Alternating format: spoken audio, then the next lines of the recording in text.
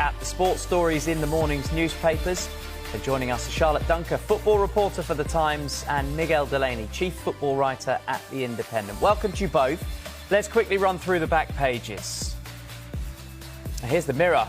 Old Trafford United make Ollie Watkins, the Villa and England star, their #1 target. There's also a big focus on the Lionesses, the Queens of Europe, after their parade through London. The Ollie Watkins story is everywhere. This is the Sun's back page. What a striker. United want £45 million Villa man. There's also a focus on the Lionesses and on Newcastle as well. Ed's gone over Isak. That's Eddie Howe's comments that he made earlier. We'll get into that. As for the Mail, they go with Watkins and Benjamin Sesko, top United's hit list. Serena's victory dance. We saw that earlier in the hour. Serena Williams dancing with her favourite rapper. And the Express, United turn to Ollie. The Guardian, they focus on the cricket pitch battle. India's head coach in angry clash with Oval ground staff. And Leah Williamson saying her Lionesses are not done yet, making history. As for the Telegraph front page, big focus on the Lionesses. Serena Wiegman lost for words. That is a rarity, as she was surprised by her favourite musician.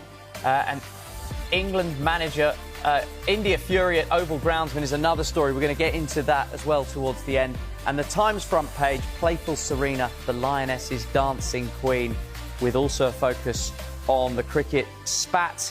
And then the Star back page, summer Ollie days. I think we'll give headline of the day to them. Manchester United want striker deal for Ollie Watkins. There's a bit of a discrepancy over the amount of money they might have to pay. I think we'll start with the Mirror here, Miguel. The newspapers are suggesting could be 60 million, could be 45 million, but it seems like Manchester United are looking to Ollie Watkins to solve their striker crisis. Does that feel a good fit for you? Yeah, absolutely. I think above anything, especially when you consider some of the strikers that Manchester have signed lately, the most obvious one being Højlund and Xerxes, who may yet have potential, that's up for debate. Watkins is a proven Premier League goal scorer. And given Manchester United's difficulties last season, one of the biggest being in front of goal, I mean, it's an immediate solution to that problem. I know it sounds so simplistic, but sometimes it is that simple. He's a guarantee of goals in that sense. He knows the division. We're talking about a player in his prime. If there is some variation on the potential price you have to pay, the other side of that is, I don't think there's much variation yet on the line that Villa are making clear, which is that he is not for sale. Now, the one thing about that I would say is, I mean, yes, it's their stated position, or sorry, their position people understand from behind the scenes. But in a market like this, where PSO involves situations where executives talk about how sometimes you have to sell players before you necessarily want them for football reasons, it's hard not, and given the noise coming out of Old Trafford, it's hard not to think that something might be possible down the line. Maybe as they get closer to the window, or as Villa think about their own business. Yeah, Charlotte, you've been writing about this story as well. You're in Chicago following Manchester United on their pre-season tour. Your angle is slightly different. Ollie Watkins and Benjamin Sesko at RB Leipzig are the two targets for United. And there's one line I want to pick out. The club need to decide which option better suits Ruben Amorim's style. They've only got a fortnight till the season starts. Yeah, as far as I understand it, these are the top two targets. And as I've said, they're looking at how one of them will fit into the system. But as Miguel's pointed out, this summer Manchester United have started targeting Premier League proven players, which would lead you towards Ollie Watkins. You've also got the situation where Villa are interested in Garnacho, one of the players that Manchester United are trying to get rid of. So could there be something done there in terms of that? Sesko would cost them a lot more money, but he's a lot younger. Ollie Watkins is 29, Sesko is 22. There's obviously pros and cons for both of them. So I think it's just something that United Chiefs are weighing up at the moment. We're also being told by people we speak to that it's a possibility they go into the season without a new number 9. I mean, you look at what happened to them last season and the lack of goals, but in the game against West Ham at the weekend, Rasmus Højlund didn't score, but he's starting to build that relationship with Cooney. You've got Mbeumo that's going to come into this system as well. He spoke to us yesterday about how he could possibly play through the middle, and he's a proven Premier League goal scorer as well. So there's plenty of options still on the table. I don't think it's necessarily they're 100% going to go for Watkins and they're going to get him. Like Miguel said, Villa are very strong in their stance at the minute that they don't want to sell their front man. So there's lots of negotiations to go. It's highly likely that they'll go into the Arsenal game without a new number 9, but obviously the transfer window is still open until September. So yeah, it's one that's probably going to play out and we'll be talking about for the next few weeks on here. Yeah, I think we will, and always good to have a backup plan. The Mail is following a similar line to yourself, Charlotte. Watkins and Šeško topping United's hit list. Aston Villa are in the Europa League, Miguel. Manchester United are not in Europe. Is the lure of Manchester United still such that he would snub European football? Yeah, I mean, I don't want to sound like an internet meme in this sense, but it is still Manchester United. The name alone carries stature. I suppose it's a little bit like with Brian Mbeumo, who's obviously been talking about Watkins today. I know we'll come to that. Charlotte's interviewed him. But United still offer that possibility. There's always that sense. And really, I suppose, the belief that eventually it's going to get right and it's still Old Trafford, it's still the potential trophies, all of that. So, yes, it does hold allure. On the other side, I suppose, you mentioned Villa being in European football. I did mention their PSR situation there. That doesn't sound like it's as concerning for them as maybe people had thought when they didn't get Champions League at the end of the season, because obviously so far they've stayed resolute in their own business. And yeah, I think there's a lot to play out in this. The Sesko one is interesting though, because I mean ultimately Arsenal. I mean I've heard as well. I wrote myself tonight that Amorim likes Šeško. I think some of United's recruitment staff as well. There's a bit of background there with Vivel. They obviously are well aware of his qualities. Arsenal were most interested in him because of his potential high ceiling, something we've talked about before with the likes of Højlund. Maybe he's a bit further down the track. He has played in the Euros. But Arsenal ultimately moved away from that deal because Leipzig wanted €80 million. And Arsenal just didn't feel his potential ceiling was worth that this summer. So, I mean, right now you think he potentially costs more than Watkins, where there's a few more questions. But yeah, as you say, there's a lot of spinning plates this summer now. Yeah, you touched on Brian Mbeumo has been speaking about Ollie Watkins. That's the Sun's focus of this story. The two of them played together at Brentford. You were involved in this chat with Brian Mbeumo earlier, Charlotte. What's he had to say about his former teammate?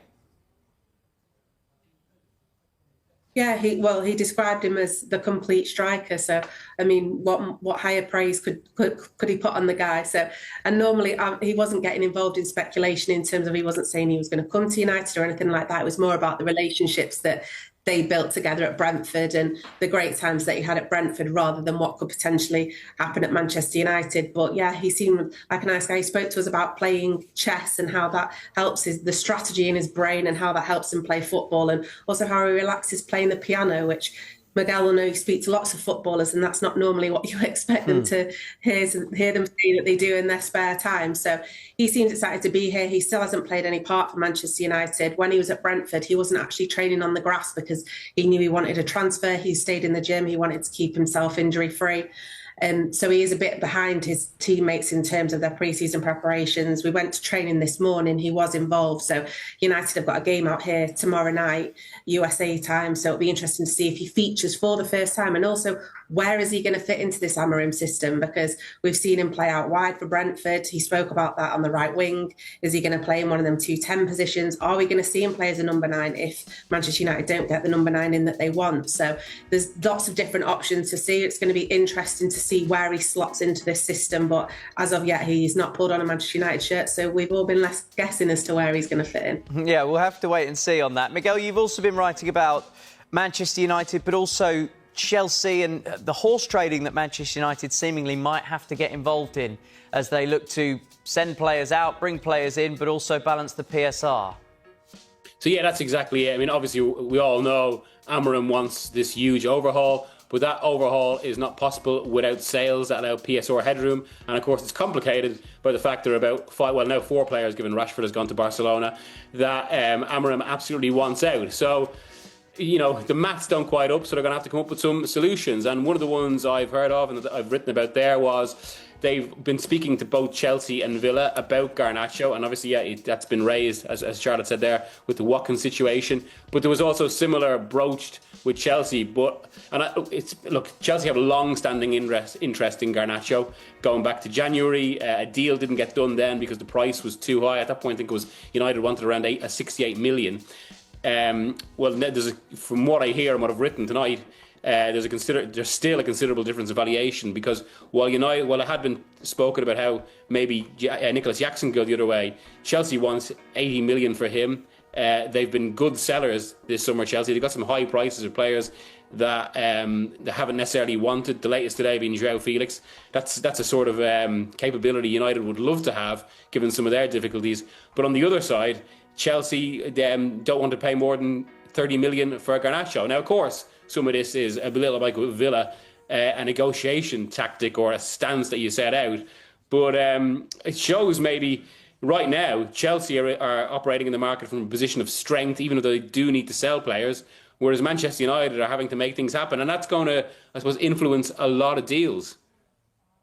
Yeah, just looking at the numbers in your piece, I know you've touched on them there. Chelsea valuing Nicholas Jackson at £80 million and they see Garnacho at £30 million. What do you make of the numbers there, Charlotte? They were a bit surprising to me.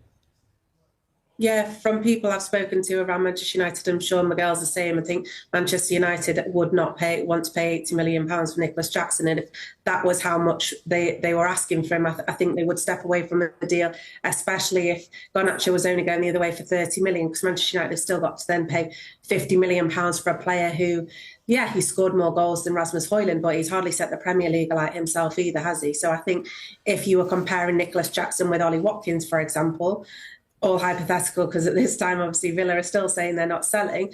Out the two of them on paper, I think you'd opt towards going towards someone like Watkins. He is a proven Premier League goalscorer that's been more effective than Nicholas Jackson has so far, and the price tag for him would be lower. So, I mean, there's lots of ifs and buts, but yeah, I think Manchester United would want to recoup more than £30 million for Garnacho. Obviously, he's a homegrown player. That definitely helps in terms of PSR, full profit for him.